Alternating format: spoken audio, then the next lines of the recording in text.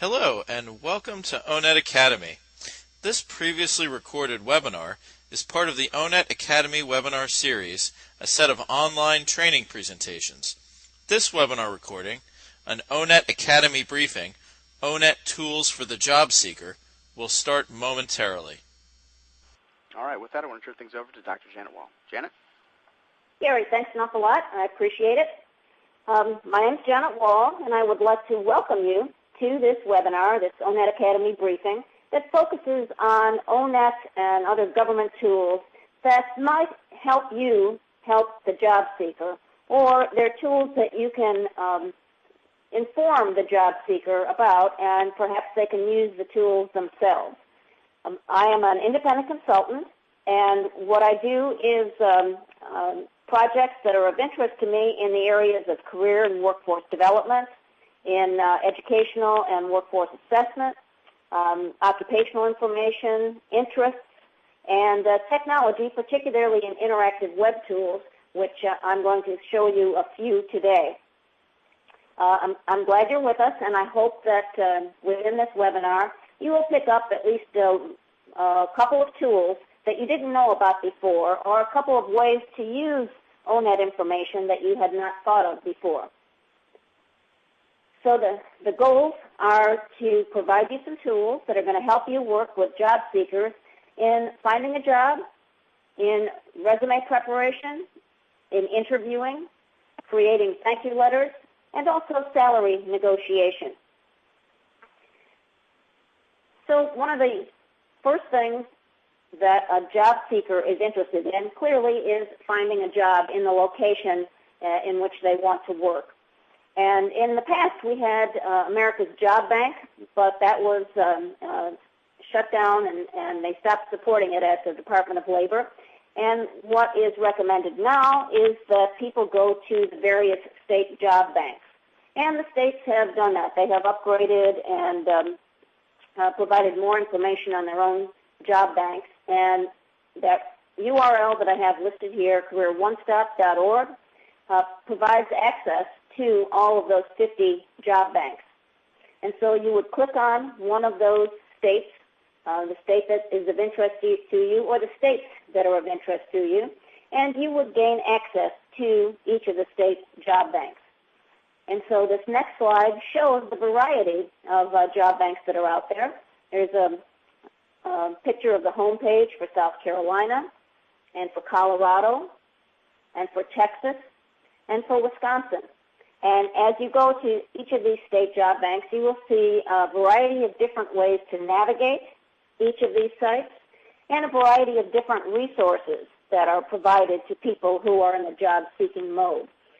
So there's no one descriptive way of utilizing all of these job banks, just to know that they are accessible to you from that website that I gave you, and then you would have to go to it and kind of learn what the various features are and navigational capabilities.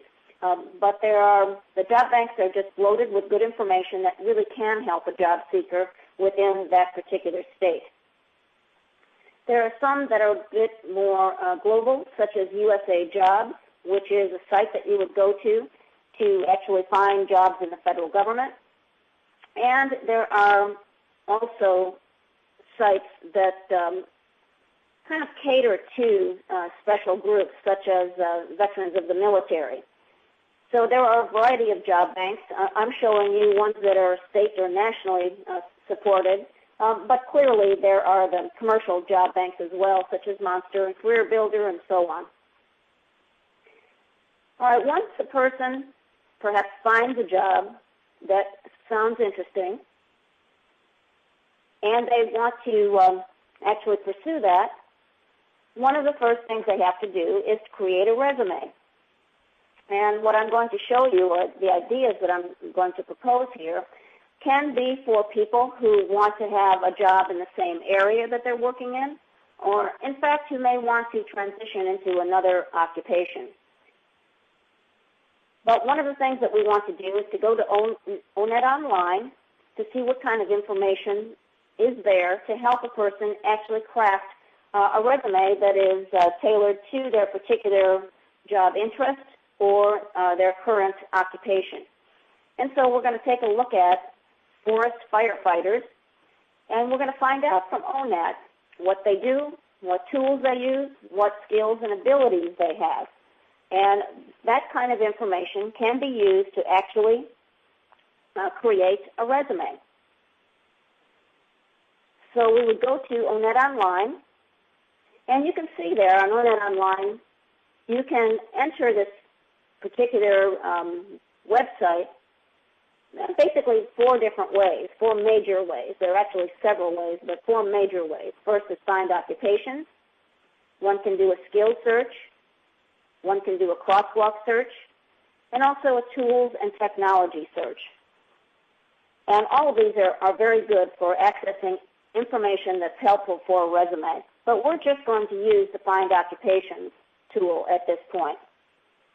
And so we would click on Find Occupations, and we would enter our current occupation, or even the occupation that we want to transition into. But right now, we're going to presume that it's a forest firefighter who is wanting to get into another job in that area or a related occupation.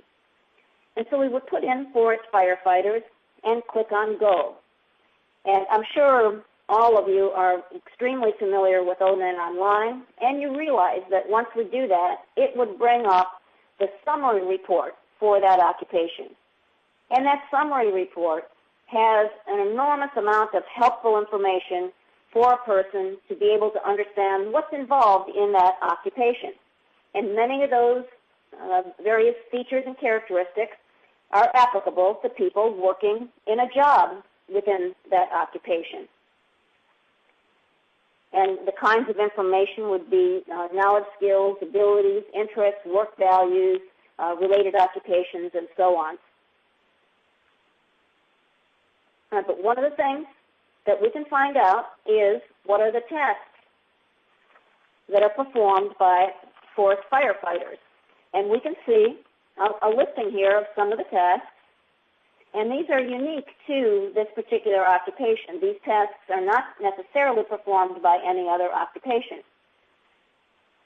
So the tasks include maintaining contact with fire dispatchers, notifying them for the need for additional firefighters and supplies, detailing any difficulties encountered, rescuing fire victims, administering emergency medical aid, collaborating with other firefighters, patrol burn areas after fires to locate and eliminate hotspots, fell trees, clear brush, operate pumps connected to higher pressure hoses, establish water supplies, and so on. Just a variety of different tasks that are applicable to forest firefighters.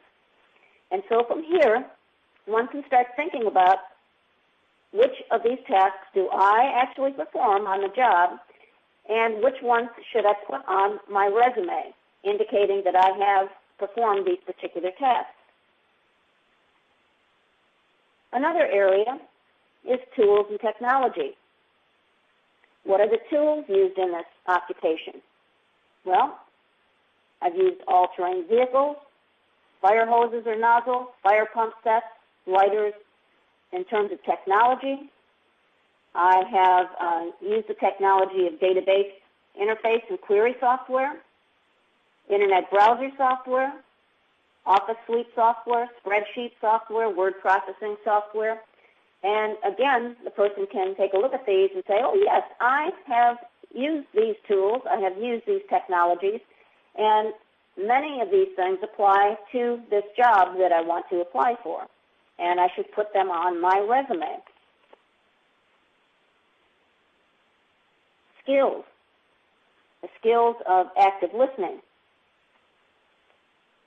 of equipment maintenance, judgment and decision making, service orientation, coordination, instructing, operation and control, complex problem solving.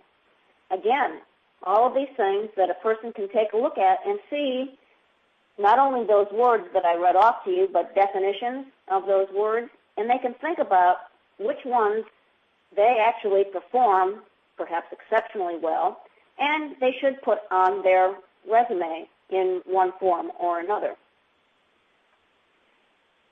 The same thing with abilities, problem sensitivity, oral comprehension, oral expression, speech clarity, inductive and deductive reasoning, stamina, selective attention. Again, you working with the job seeker or the person who is helping them create their resume can look at this and indicate which of these items should go on their resume in one form or another.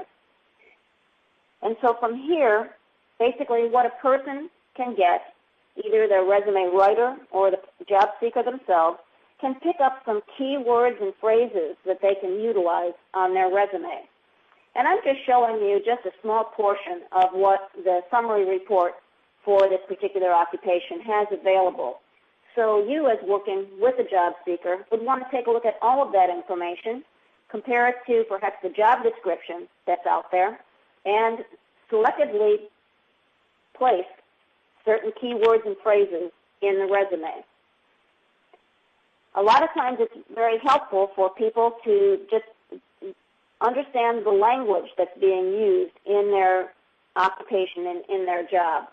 And I would say perhaps this is of particular importance to the military member in transition who actually understands the language of the military and their occupation extremely well, but they don't know how it translates to a civilian-sounding occupation.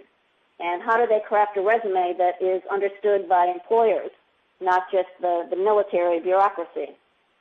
So again, it's giving people an idea of the key words and phrases, the language to utilize on a resume. There are some tools out there that can help a person actually create a resume. And the URL for that is listed there, careerinfonet.org. And there is a tool called Resume Tutorial. And it really focuses on the broad picture of creating a resume, plus it gives some examples. So what you can find on this tool are indications of types of resumes, the design and presentation, essential features of a resume, methods of delivery of a resume, and so on. And so we see here kind of the introductory page for the resume tutorial. And I'm just going to show you a few things that are found on the site.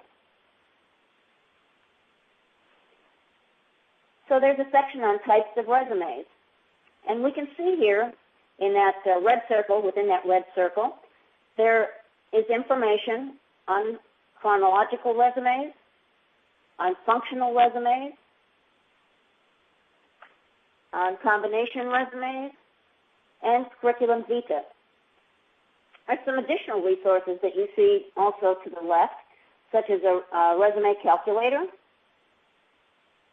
putting a spin on work experience, resume dilemmas, sample resumes and worksheets, and sample chronological and functional resumes.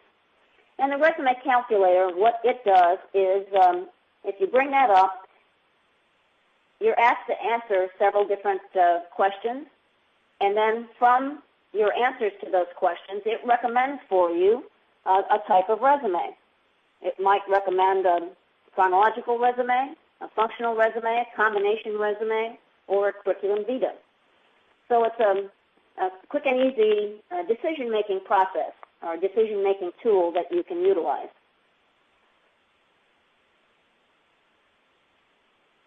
Another aspect of that tool is features. And what you can get here is information on kind of what you should put on the resume, such as your education and your career objectives and your experience and your skills and several other aspects of what is typically found on a resume. So summary statement, contact information, and so on. So this is really helpful. If you drill down into this tool, there are an awful lot of good resources that can help you and help the job seeker.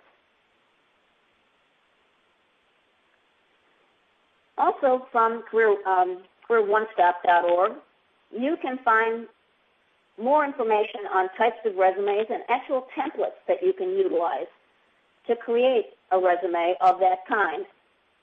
So we can see here in the top left chronological resumes and some information about them. And you can also click on chronological sample to get a sample of someone's resume in that particular type, and also a template that you can utilize to create your own chronological resume.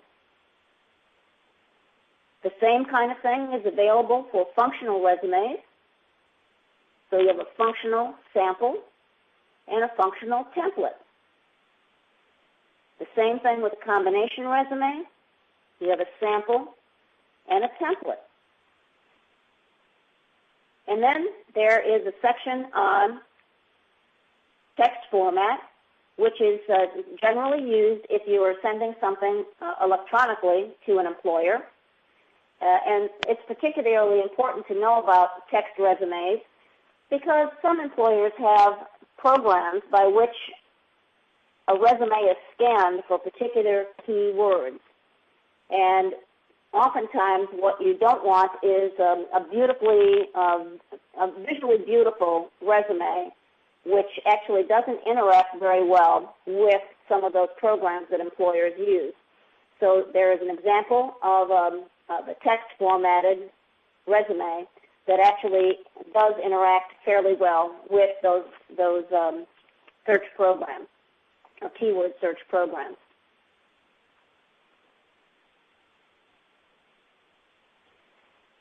All right, one of the purposes of, actually the purpose of a resume is to be able to get your foot in the door for an interview. And here I think ONET provides that kind of information as well that is very helpful. So kind of going back to that forest firefighter and taking a look at some of the abilities and the work tasks and so on, it provides language that an interviewee can use with a potential employer.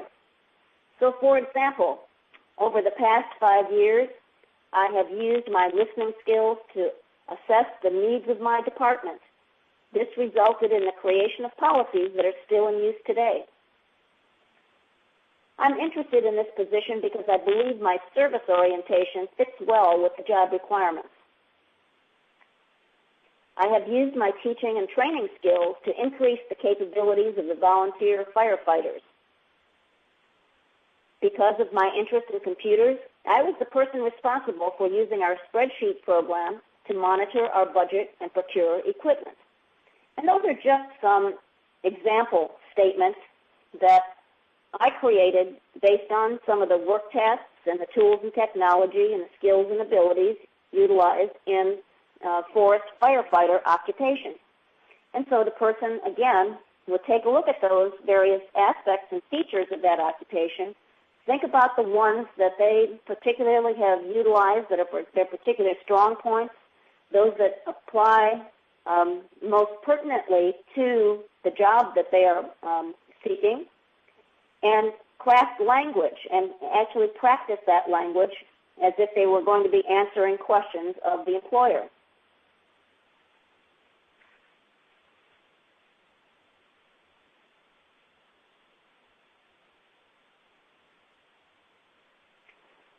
All right, before a person actually goes to a job interview, what they would be wise to do is find out more about the employer. So they would want to know things like, what products or services does the employer provide? How many employees does the employer have? How long have they been in business? Is this a startup or is this a company that's been around for 50, 80 years? What's the company's mission statement or philosophy? And does that fit with my philosophy? Where is it located? Is it within the transportation system that I have access to? What's the company's financial situation? Are they on pretty solid ground financially, or is bankruptcy in the offing? Some other things that one should probably find out about is the management style, the benefits package that's typically provided, the service orientation of that particular company. And the service orientation is particularly important, I think, at least in my reading, for some of the younger people who really want to first make the world a better place, and second, actually have some time provided where they can do volunteer work. What's the available technology? Is it going to be sufficient for me to do my job appropriately? What about things like professional development and training? Will I be provided some help to maintain and actually improve my skills so that I can help the company even more? So some of these things are important questions for a job seeker. Well, where do we find out some of that information? Well, the job description itself often has information to answer some of those questions, but then there are employer brochures, annual business reports. There are trade magazines that one can read that can help a person find out about a particular company or industry. Manufacturer's guides, union representatives, school placement offices, local and state employment service offices, chambers of commerce, professional organizations, and even talking to current employees to find out what they think about the particular company. Are they happy? What's the management style? What's the financial situation? Well, there's another tool that you can also use called the Service Locator, which can help, first and foremost, find a one-stop career center. But it actually has some other options that you can see outlined in the red down at the bottom. You can actually access state phone directories right from this site. You can find state web directories and also some national information as well. So I want to show you what you can get from just taking a look at a state's website information. All right, here is an example of what is available from Georgia. So you have the Georgia Department of Labor Local Career Centers and the website for that, the actual state website, something called Career Opportunities with the state of Georgia, job opportunities listed by state workforce agencies and employer-entered job openings, so that would be particularly of interest to a job seeker. Georgia Labor Market Explorer, which has information about the labor market and economic conditions for Georgia and local areas, and it's customized for job seekers. Georgia One-Stop Career Centers, and Georgia's Job Information System. So here again, a person, and you helping a person, would go to some of these sites and help research what kinds of jobs are available, what kinds of resources are available, what kinds of employer information is available. And again, you can direct the job seeker to do that research as well.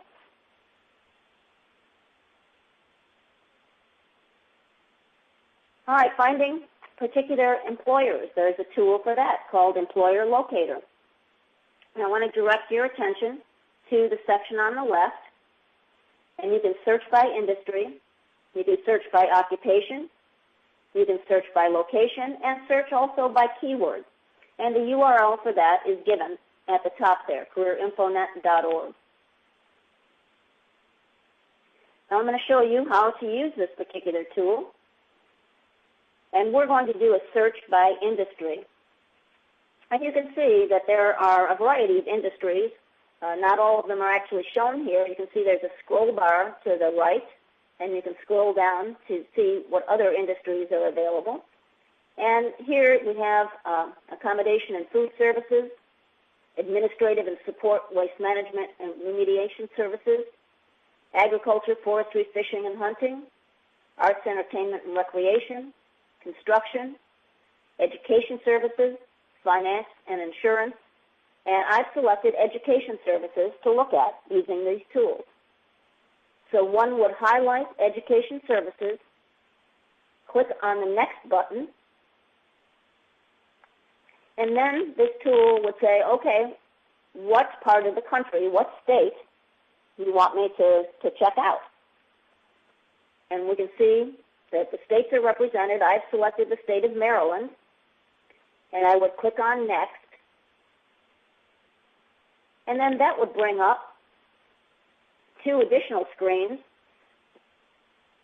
kind of honing down or drilling down that area to a particular geographic area within the state of Maryland, which in this instance is Bethesda, Gaithersburg, and Frederick, and that's a major section within the state of Maryland.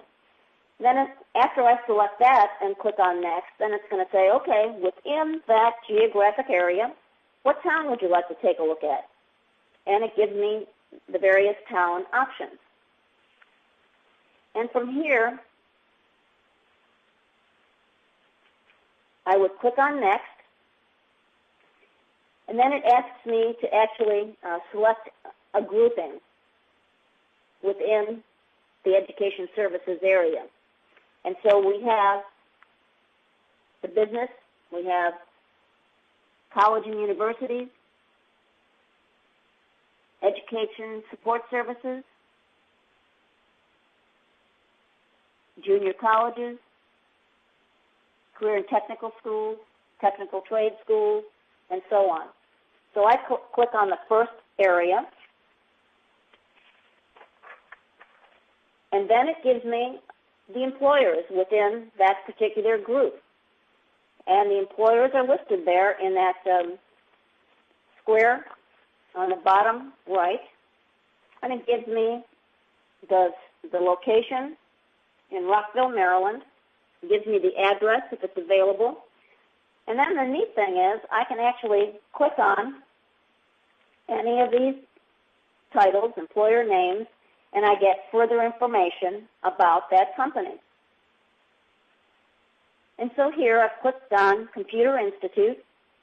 I can see who the key contact is. I can see the street address. I can actually get a map and directions to that particular address. I have a phone number that I can call, a website that I can look at, and I get a description of the particular business, which is computer training, and the primary industry is computer training, and I can see the size of the employer. So it's 1 to 4 people, so it's a small company. Now, I may like the fact that it's a small company, and I, as a job seeker, say to myself, hey, this is great. I work best in an environment where there are very few people, and I can work in a team and help the company out. Or they can say the opposite. Boy, that's the last thing I want to do is to work for a small company. I'd rather work for a company that has thousands of employees. So it's another way of researching what's out there.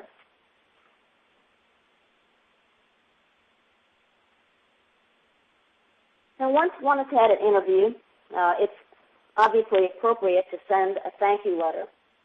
And CareerOneStop.org has a sample thank you letter that you can work with, and as you work with a job seeker, or a job seeker can do this themselves, take a look at the sample and craft their own thank you letter for the interview. What's really kind of nice is that you can actually download this particular letter in Microsoft Word format and just make the changes that are necessary in the letter, and then, of course, send the letter off to the person that you interviewed with. So again, download sort of a sample, or it's not exactly a template, but a sample letter, change what needs to be changed, spell check it, and then send it off to the employer. All right, now let's presume all of this has been very successful for the job seeker, and they have received a job offer. And that job offer includes a salary offer. Well, how does a person know whether or not that salary seems to be appropriate for that job? There are some tools that can actually help a job seeker, or help you help a job seeker, to figure out whether or not that salary offer is within range. One place they can go is back to O*NET Online, and if you scroll down within a particular occupation, in the summary report for that occupation, you come to a section called Wages and Employment Trends. And you would get national information for the occupation of interest. And the example I'm going to use here is tour guides and escorts. And if you would find that summary report for that occupation, scroll down to the Wages and Employment Trends area, you see national information. But the great thing is you can also get state information as well, which might be more pertinent to that particular individual. But in any case, the person can take a look at that national level information and initially get an idea of what the salaries might be like or are typically like within that occupation. Once you select the state, and we're selecting the state of Hawaii, and I show you here that red arrow is pointing to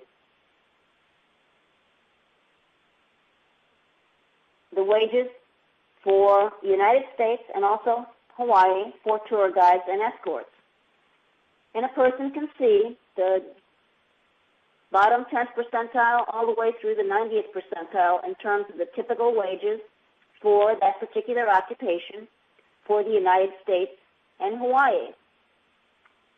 Now, if the person can compare those two things and see whether or not Hawaii pays similar to the national average or lower than the national average.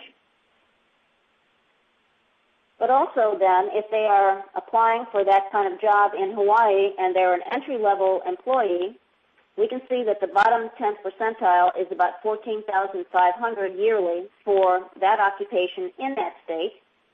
And if the job offer was $10,000, that person can then go back to the employer and say, hey, look, generally across Hawaii, the lowest paid people in this occupation are getting about $14,500. Can't you do a little bit better for me? Also, they can take a look at what the high end is for that occupation as well. Now, sometimes you need more information kind of beyond just the state level. And so there are actually tools that can help you even drill down further to a particular smaller geographic area within the state. And so the URL for that is given, careerinfonet.org. And we're also still going to select Hawaii. We're going to select various job groups are available, and I'm going to select personal care, personal service, and gaming, but we can see that there are other areas as well.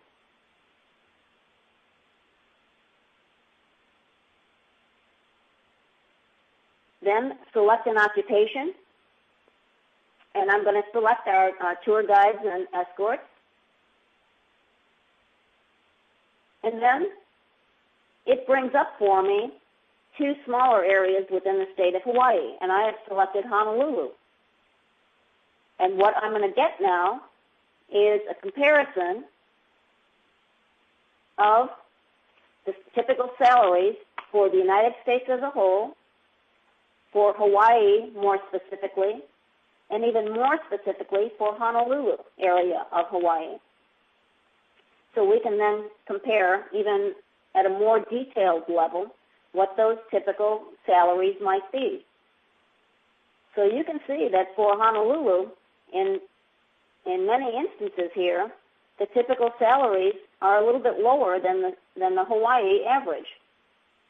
So it, again, provides some decent information to a job seeker in terms of how they might negotiate their salary. Either accept it as is, because it's definitely well within the range, or try to negotiate something a little bit higher if they feel like they have additional experience that is pertinent to the job that can help the employer out. So again, it's just a general feel for the kinds of wages that are paid for various occupations. While I was putting these tools together for you, I came across some pretty good resources that I'd like for you to know about. One is called the Creative Job Search, and it's found from that URL. It's actually really comprehensive information that's put together by the state of Minnesota, and you can actually download it for free from that website. And it really gives you some good tips and additional resources that are helpful to a job seeker and to you as a person who's helping a job seeker. Then there's Candidate's Guide to the Perfect Interview, providing, again, some very fine resources and additional links.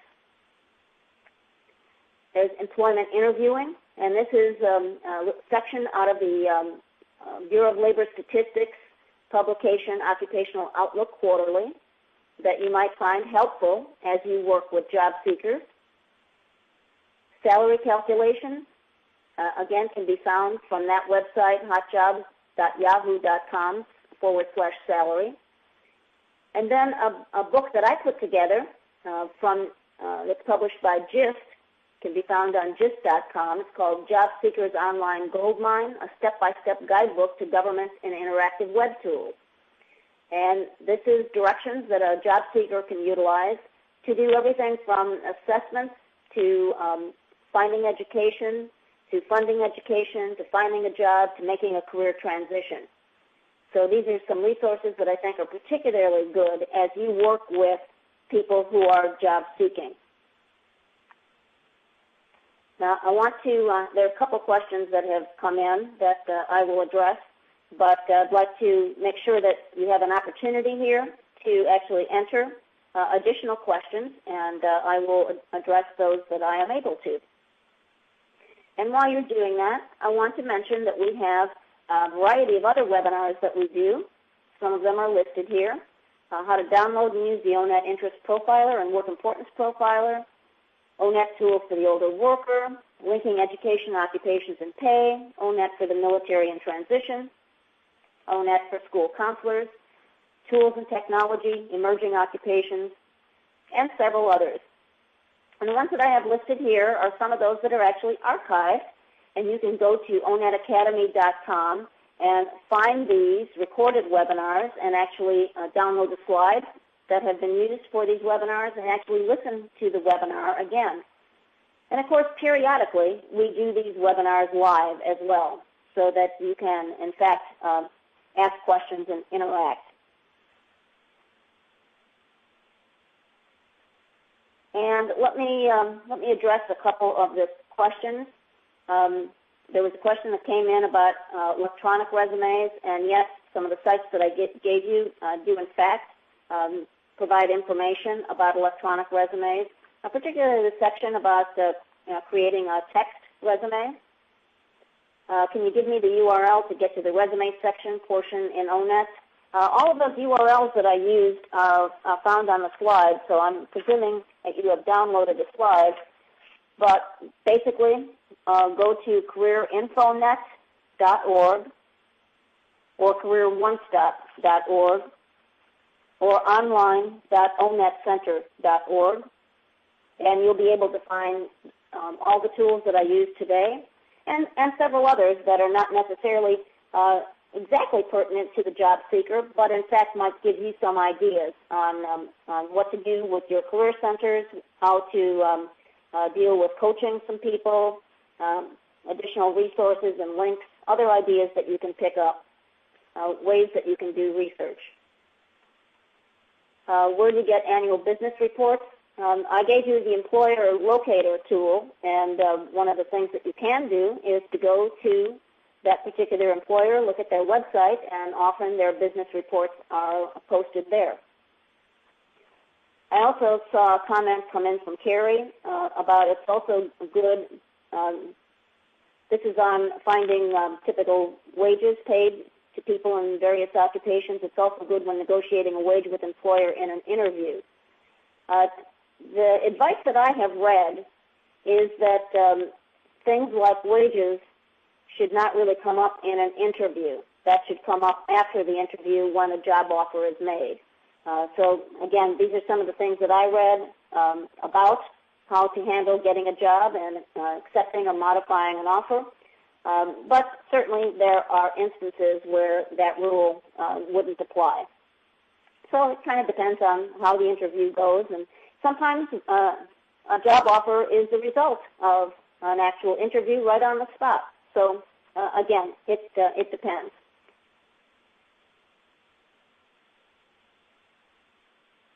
And I see a comment that has come in. Usually the second interview is when salary and wages are discussed. Sometimes and sometimes not. Just depends on the situation. There's a comment that has come in. What websites are available for ex-offenders who are on probation? Well, it's my understanding that, ex-offenders, okay. There are a variety of tools that apply to anyone, and some of the sites, in fact, do have information and tips and tools that can help people who have particularly challenging situations, such as an ex-offender. You just go to those websites that I mentioned and take a look at the various resources. You can also go to some of the commercial sites as well, which also have a lot of good resources on them, to find out specific information that can be particularly pertinent to special groups of individuals. And keep the questions coming in. We're tracking them, but I do want to provide some opportunities to you. We're trying to focus on ONET users in various additional webinars that we're doing and also some other initiatives. And so I would like very much to include you and some of your ideas in these kinds of situations. And the first is Spotlight. And basically a Spotlight is a written interview of you. And I have a colleague that is responsible for putting together these Spotlights. And if you want to see some, you can go to onnetknowledgesite.com and read some of the interviews done of people. The intent here is to show that there are kind of real people using ONET in very creative and useful ways. And two things that I'm responsible for are to do podcasts and also user-focused webinars. And a podcast is just an audio interview. They last about 5 to 8 minutes. And what would happen there is I would call you, and we would talk for about 15, 20 minutes. And from that, I would develop some interview questions, and then I would send them to you. And we would kind of email back and forth to make sure that those are the questions that are pertinent to your situation. And then we would do a formal run-through, so it's as if this podcast were actually being recorded, but at this stage it's not recorded. It's just kind of like a practice session. And then shortly thereafter, we would call into an 800 number, a toll-free number, and then on the other end will be Gary Gonzalez, and he will actually record our interview. And then the link to that podcast will be placed on the website, the ONET website, and the link would be disseminated to the ONET community so that they can, in the morning, when they get this link, sit down with a cup of coffee and listen to me interviewing you. And we've already done about 8 podcasts, and they will be sent out shortly according to a schedule, but we want to do many, many more. And so if you are interested in telling people how you use ONET, telling people something about your agency and so on, please let me know. Same thing with user-focused webinars. We want to develop webinars where around a particular theme, let's say the older worker, military member in transition, labor management, labor market information, a variety of different things related to ONET and the assessment tools as well. We would help you put together some PowerPoint slides and hope that you would talk about your particular situation and how you use ONET for this particular audience or in this particular way.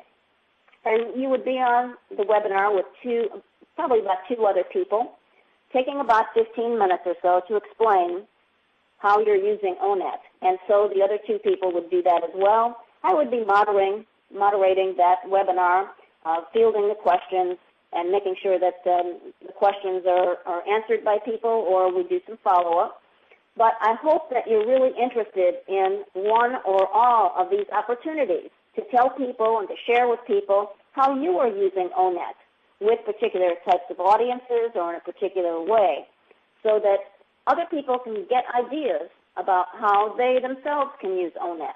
So it's a way to share the knowledge base that's out there and the experience base that you all have with other people so that they can help students and clients even more.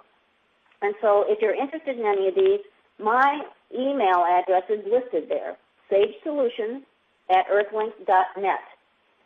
And so when I get off this webinar, I would like to see at that email address offers by 10 to 15 of you on this webinar who are willing and interested and excited about sharing your knowledge with other people.